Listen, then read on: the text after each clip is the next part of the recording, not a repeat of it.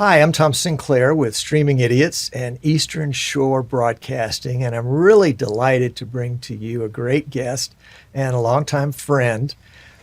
He has had the challenge of the last year or so of installing a live streaming system in his historic church up in Pennsylvania. The church was established in 1912 and is probably on the registry or two or three of historic places. And as a result, had some unique challenges in putting a live streaming system into his church. And so he's with us here, and he's got all sorts of pictures and drawings and lines and arrows.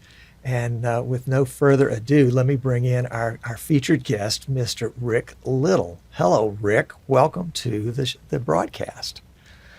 Thanks, Tom. How you doing? I'm doing better than I deserve, but I'm delighted to have you here. Now, Rick has so many titles. To be here. Rick has so many titles in his church, we can't possibly mention them all. But the title that he's operating under today is broadcast engineer for Church of the Epiphany. And Rick, tell me a little bit about the church, how it got started, and because it's an interesting story. Tell us that story. Well, where we are, we're in a suburb of Scranton, Pennsylvania, and there are a couple of Episcopal churches in Scranton, Pennsylvania, but a lot of the people that work in Scranton lived up here in what's called the Abingtons. And it got to a point during the summers in the early 1900s when they didn't want to travel to Scranton. So some more moneyed people in our church bought a one-room schoolhouse called the Centennial Schoolhouse that was actually just up the hill from where I sit, and opened it as a summer chapel. And then, as you said, in 1912, it was formally named a church in the Diocese of Bethlehem, Pennsylvania. Tell me about the restrictions that you were under in putting live streaming into your church. Well, there's a joke, how many Episcopalians does it take to change a light bulb? And the answer is 6. 1 to change the bulb and 5 to talk about how good the old bulb was.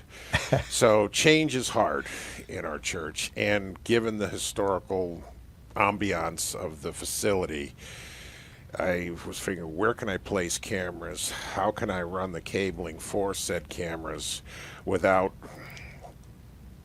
having people sit in the pews going, oh my goodness, look at that electronic stuff that ruined the look of our church. So that was the biggest challenge. That was a challenge. That was a challenge. And so you put together a design of everything that you wanted. Right. And just, if you would, just sort of walk me through the kinds of things that you want. I think I've got some slides here that I can pop up as you talk about what those things are. Well, I obviously, from the entrance to the nave, the back of the nave from the narthex to the cross on the altar, I believe is around 65 feet. So I knew I wanted a camera in the back right above the door, and with your help, because you and I talked about this, I went with one of the 30 times zoom, because we love it. I can zoom right in on the cross on the altar. The cross is about 12 to 14 inches high, and it can fill the screen, and the people at home love that. But then I also wanted 2 more cameras up front, because in normal times, pre-COVID, we have choir in the choir loft to the left of that picture, and we have the organist to the right. We have a beautiful pipe organ that was custom built for the space it's in. So I want to be able to film on either side and more close-up views of the altar. And the problem was I could have put them on the outside of those 2 poles there where you see the one camera, but then again, people sitting in the pews commenting, oh, I don't like looking up and seeing that camera. So it was a challenge to figure out how to do it and still get the views I wanted, which is why we ended up putting them on the backside of those columns. Those are called rood screens that separate the pews from the choir loft and the organ area. Got you. And you also added quite a bit of electronics in the church that people could see. You've got a TV on the epistle side and a TV on the gospel side. Well, yeah, and we can probably, I hate to say this, thank the pandemic for that, because when the church was closing because of the kind came down from the diocese back in 2020, we could not have services in church. We started doing Zoom from home, all of us from home. And then when things got a little better and we could at least broadcast from church, not was full participation, but the rector, myself, the organist, the choir directors, I was able to sit out in the aisle with a movie camera, a small camera that I had from when my daughter was in high school, and broadcast it out over Zoom with some extra electronic stuff. But we had 2 TVs on stands in the front, so we could see the people at home. And then when church started to open up again, some people still weren't comfortable wanting to come out again to the church, so we left the TVs on the stands. But me sitting in the middle of the aisle was a little cumbersome. So that's when I think I first found out about you through PTZOptics, because I'd done a lot of research online, watching videos, all sorts of things on how to broadcast worship services. And when I called PTZOptics and kind of explained a little what I was trying to figure out, they gave me your name.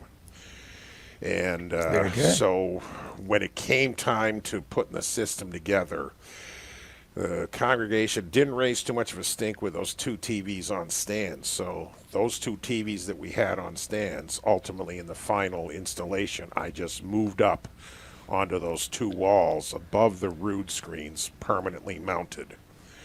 And they fit there nicely. They don't overpower the front of the church. You still have the same look, I guess, for lack of a better term, to keep people happy in the pews. Awesome. And that's not the only TV you added. No, we had a drop-down movie screen in the parish hall, which joins the back end of our church, and that was finally falling apart. So the church, this was even before we got into this broadcast system, the church invested in a 75-inch TV to put on the wall. And in fact, that stripe above, you can see where the movie screen was. And once that was on the wall, we were able to, connect that. Originally, we just had it set up where people could plug in a computer or laptop into the HDMI inputs to, show slides or whatever else they wanted to do. But once we got the system installed for streaming, we connected that TV to the system here in this room I'm in, which is we now call the media room. The media room. Yeah, it was just kind of a choir room, they called it. They stored the chimes and the handbells and stuff in a closet next to me here, and some music stands and stuff. But I wanted to have a booth in the. Go ahead. Yeah, we've got a picture of the media room. I see 3 monitors and a giant mixer, and your chair right there, and some other devices on the desktop. Let's see if I've got a little closer picture. Yeah, there we go. So I can spot let's see, what do we spot there? 3 monitors. Is that an X keys over there?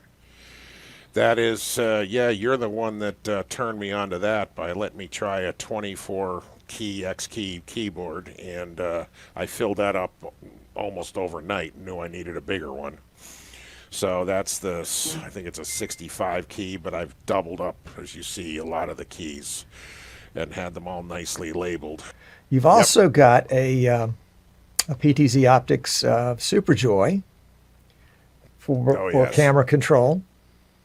To control your 3 cameras, and of course you're also using. Let's go back to that previous slide so you can see you're also using vmix. Yes, I am. vmix is doing okay for you.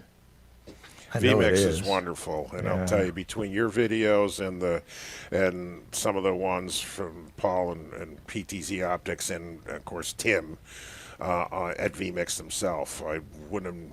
That's where I've learned most everything, just by watching the videos. And then, I would play the video on the one screen and then have my vmix right in front of me. And okay, he says, click this. Okay, I'm clicking that. And, oh yeah, it does work that way beautifully. Okay. Right.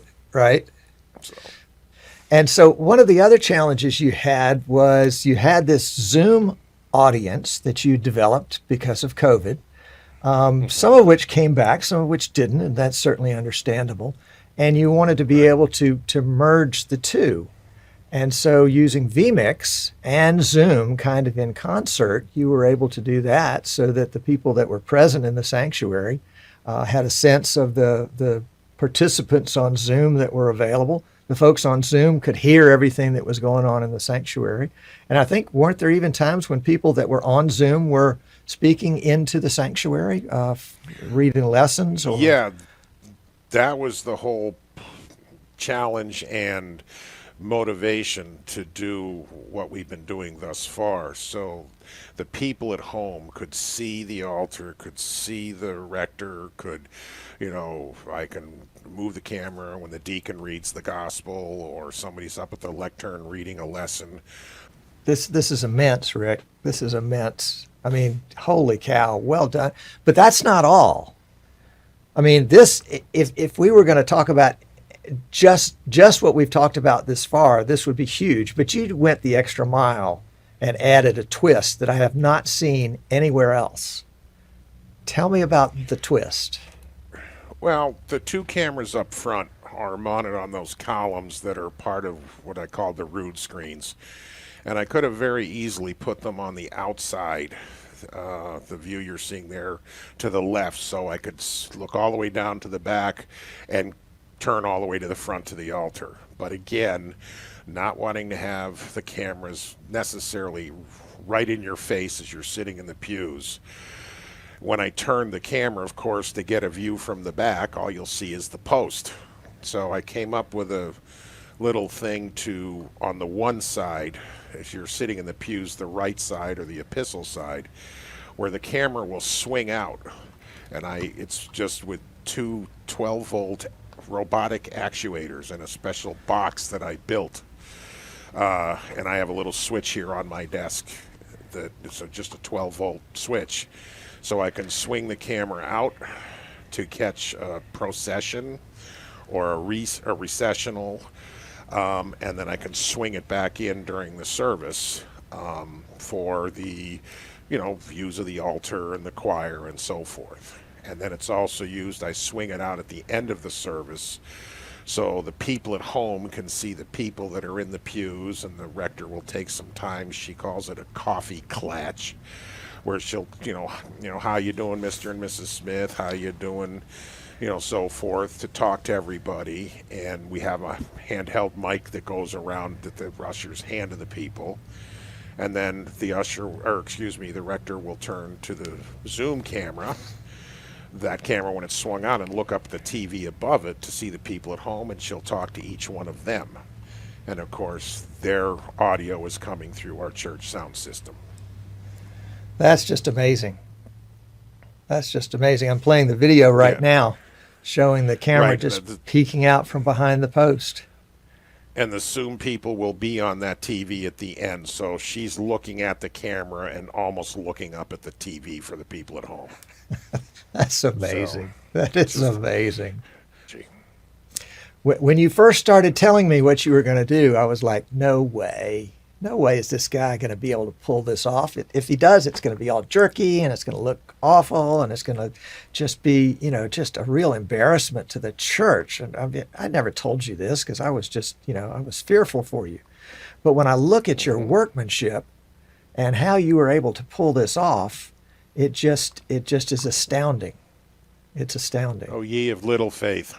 Absolutely. Absolutely. And so, look at that smooth action. It just slips out there. Nobody probably even notices it's coming. And well done, sir.